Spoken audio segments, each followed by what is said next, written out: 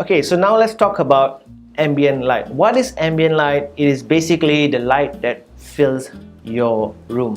Now, you may not notice the difference between ambient light and light that is directly from your lamp or from a light that you can actually see. But think of ambient light as an ever-present light in your room.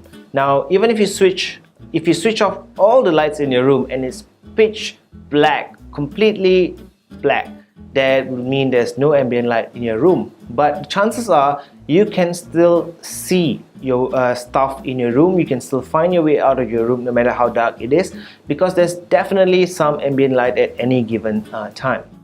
So ambient light normally comes from sunlight, of course, from the windows in your room, or reflected from other sources in your room. So the actual area where sunlight enters your room could be just a small tiny hole or a gap in your window or a gap in your door, and that bounces off the rest of the walls in your room and creates ambient light. It could also be from an external light source, a neon light. If you live in a condo, or if you live in a unit that's facing the road, it could be street lights, all kinds of lights that could contribute to ambient light. So the way to understand how much ambient light your room has is to turn off all lights and record a video. And when you record a video, try to notice where the highlights and shadows are on your face, and that will give you a good idea of the direction of light or the amount of ambient light in your room. And when you figure that out, then you can start to eliminate the unnecessary lights. And I would recommend that if you want to get your lighting right, then do this. Understand all the sources of light in your room and turn off all the lights and start one by one and see the effect that it has on the overall lighting in your video. So you can see here in this particular picture that I'm showing you, I've turned off most of the lights in the studio. I did not turn off all the lights, because if I did that, then it'll be impossible for me to show you what I'm talking about, because my studio has very little ambient light. So I turned off all the studio lights, but I left the light outside on, which is a fluorescent light, and there's a window on my left where light can actually come in.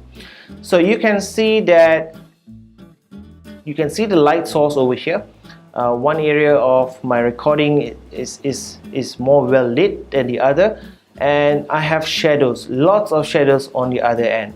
So from here you can clearly see that most of the light or ambient light that I get in the studio, when I turn off all the lights in the studio, I still get ambient light from outside, and it's coming from my left, and it's also coming from the top, because that creates shadows on my face in this area.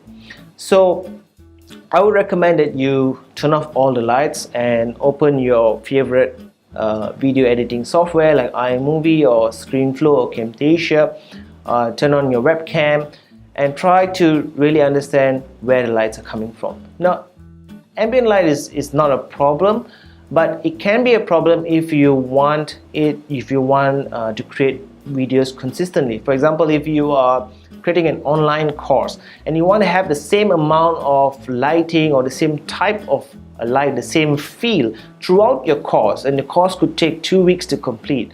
So when you understand where the ambient light is coming from, and then you can control it better, or you can even make an attempt to block that light so that the ambient light is minimized, and then you can start to engineer your own lighting by turning on all the studio lights.